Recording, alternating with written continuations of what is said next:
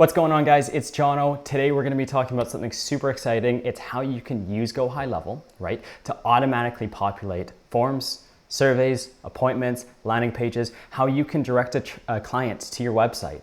And by the time they land on your website page, all of the freaking information is already filled out, right? The forms are filled out, everything's filled out. They go to the next stage in the funnel, all of the information's filled out. They might have their first name or their last name or their phone number built into the landing page. It looks super professional. It'll increase conversion rates and it's gonna help you guys stand out from your competitors. So if that sounds like something you're interested in, let's dive in because it's only gonna take a couple minutes to set this up moving forward. Let's take a look. So this is what the landing page looks like right away, okay? You can see the first name, last name, email, and phone number are automatically populated into the page. If we go ahead and refresh it, it's going to persist. It's just gonna take a second to load. There we go, there's the information. Once you click the button, we're gonna go on to the next stage of the funnel, and you can see that the client's name is actually up here on the top. You can see the email as well. When they go to book an appointment, it's gonna have their information listed already in the appointment widget. So the cool thing is that while this looks super professional and difficult to do, it's actually so freaking simple. So the first thing we're gonna do is we're going to want to build a trigger link. Now, you don't have to necessarily build trigger links, you just need to build a URL, right? I like using trigger links because you can essentially copy or save links into the trigger link section and reuse them over and over and over again. Okay, so this is essentially what the trigger link looks like to mirror that effect. So there's two parts to this. We're sending a link to the landing page so that when they land on the page, their information's already there. And the second part is how we can get information about the client on the particular landing page, like their first name, like their email. Okay, so with this trigger link, right, the first part is the actual URL here, right? So if we just load that into a new tab, this is the URL that they started with. We need to now enter the information onto this page. Now, how you do that is by essentially URL parameters, which is everything from the question mark afterwards. Now, URL parameters are essentially additional information that you're passing to a landing page so it can understand the context of the user that's landing on the page. So maybe you pass in the URL parameters the first name or the email. It's going to understand what the client's first name or the email is so that it can use that and render it on the particular page. Okay, so in this case, we have key value pairs. So the URL parameters is denoted. It starts with a question mark. So anytime after the link, you put the question mark, and then there's a key, which is first _ name equals, and then value, which is contact first name.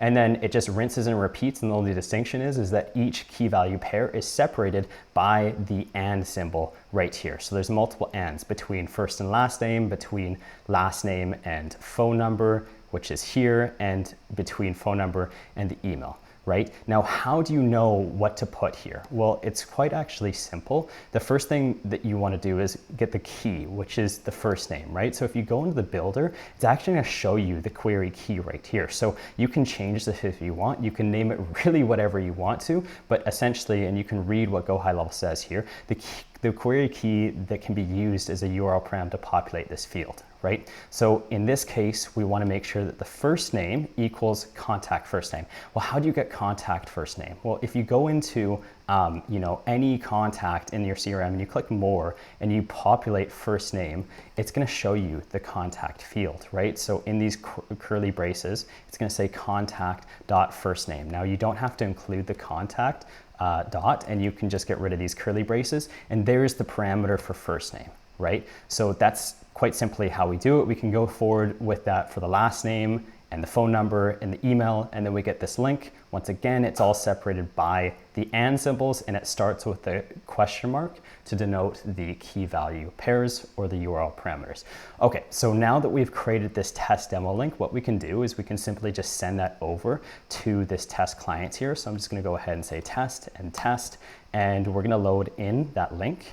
So we'll do trigger link here, and then we'll select the test demo link, and then we'll just do test again, click save and send it. So we're essentially just sending this query link over to this test contact so that when they open it up, the first thing they're going to see is the page with all of the information already loaded onto it. So that's the first part, right? So we have the first name, last name, email, phone number, already loaded onto this form. So by the time they land on this page, it's already there, right? Now you can send this manually through the contact dashboard here. You can use this in automations and automatically start sending people emails, right? And that's what I do, right? There's automated workflows and you're just sending people these custom URLs, and it makes it so easy because you're not even having to manually send anything. It just automatically happens. But that's for a later points in time.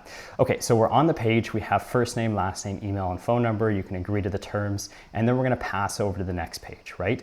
Now, with this information, it persists on the page, right? Which is super cool. So how do we actually get that to happen? Well, it's quite easy. So when you go into the form builder, once again, you just go to sites, and then in my case, it's just this test down here, and I'm just going to edit this page. On this page, all you have to do is just enter this bracket here, and this search function is going to come up, and you can just add contact first name here.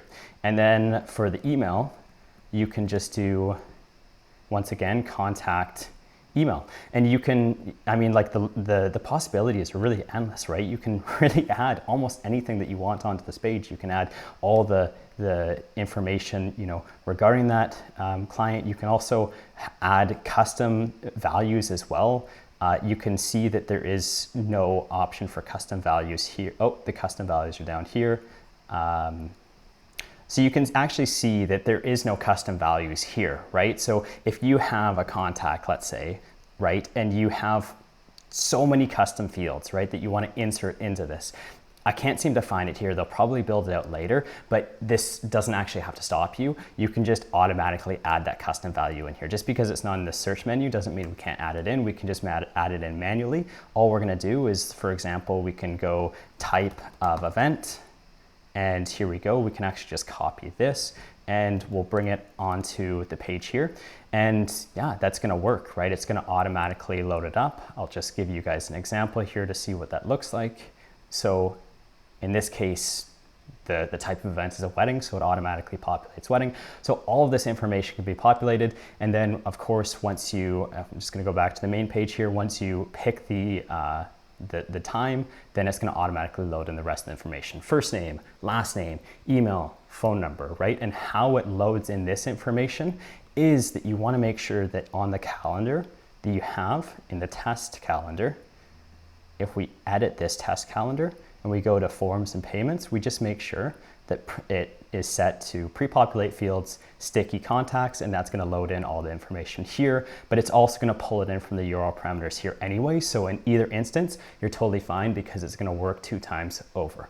Okay, so that's essentially it, guys. That is how you can automatically populate forms, surveys, appointments, and landing pages in GoHighLevel. If you guys like information just like this, please hit the subscribe button down below, hit the thumbs up button. If you guys have certain tutorials or things that you want to learn about, please post in the comments down below, and I'd love to create videos about that content as well. I'll see you guys in the next one. Bye-bye.